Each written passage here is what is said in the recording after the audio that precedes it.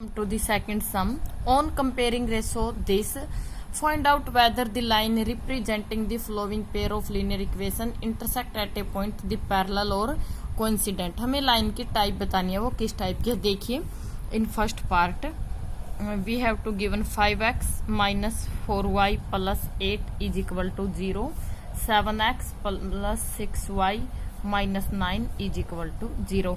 compare these equation with, दो equation लीजिए ax1 a1x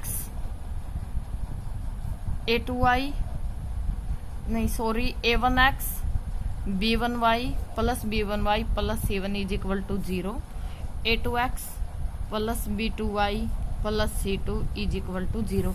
यहाँ से हम इनको कंपेयर करते हैं। जो फर्स्ट इक्वेशन होती है a1 की वैल्यू क्या है 5, b1 की वैल्यू क्या है -4 एंड c1 की वैल्यू क्या आ गई +8। सिमिलरली a2 की वैल्यू क्या है 7, b2 की वैल्यू क्या है 6 एंड c2 की वैल्यू क्या है इज इक्वल टू -9।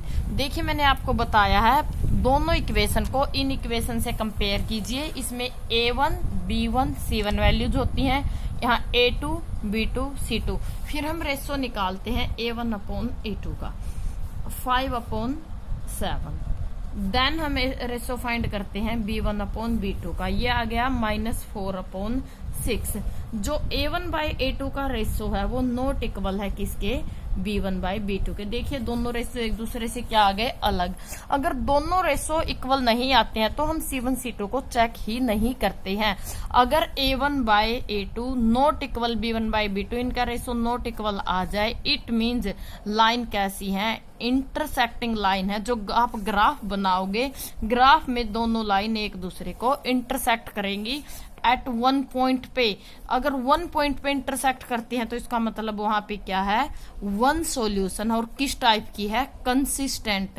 कैसा सॉल्यूशन है वो कंसिस्टेंट। किस टाइप की लाइन है, एक पॉइंट पे वो कट करती है, इंटरसेक्टिंग लाइन है, वन सॉल्यूशन है और कंसिस्टेंस है। अब है ये सेकंड पार्ट, देखिए मैं आपको इसमें बताती हूँ। Similarly compare it in equation को a1x प्लस में b1y plus c1 is equal to 0, a2x plus में b2y प्लस में c2 इज इक्वल टू 0। यहाँ पे a1 की वैल्यू हमारे पास ये क्या है 9। देखिए a1 b1 c1, a1 की वैल्यू है 9, b1 की 3 और c1 की क्या है 12।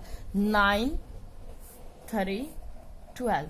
Similarly a2 b2 and c2 की आप वैल्यूज निकालोगे। ये क्या है 18 6 24, 18 6 एंड 24।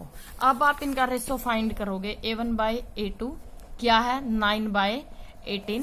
अगर आपने इसको कट किया ये आ गया 1/2। Similarly b1 by b2 this is 3/6, ये भी कट होके क्या आ जाएगा 1/2। दोनों रेशो सेम आ जाते हैं तो हम थर्ड को चेक क्या करते हैं। c1 बाय c2 क्या आ जाएगा 12/24, ये भी क्या आ गया है 1/22। Since a1 by a2 equal b1 by b2 equal c1 by c2। अगर तीनों ही क्या आ जाते हैं equal, mean to say graph में लाइन कोइंसिडेंस है। कोइंसिडेंस का क्या मतलब है, दूसरी लाइन भी ग्राफ में अगर आप ड्रा करोगे वो इसके ऊपर से ही आएगी। यहाँ पे जो सम था इसमें लाइन एक दूसरे को इंटरसेक्ट करती है, वन पॉइंट पे टच करती है तो वन सॉल्यूशन था।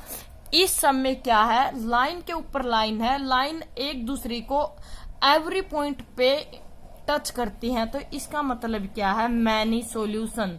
इसका मतलब क्या है मैनी सॉल्यूशन। और लाइन कैसी होती है कोइंसिडेंट।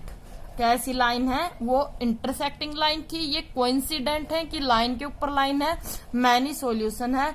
और ये कैसा है कंसिस्टेंट। सॉल्यूशन अगर यस में है, यस उसका सॉल्यूशन है, मैनी है, यूनिक सॉल्यूशन भी कह देते हैं इंटरसेक्टिंग को। यूनिक का मतलब होता है सिंगल, वन सॉल्यूशन, कंसिस्टेंट।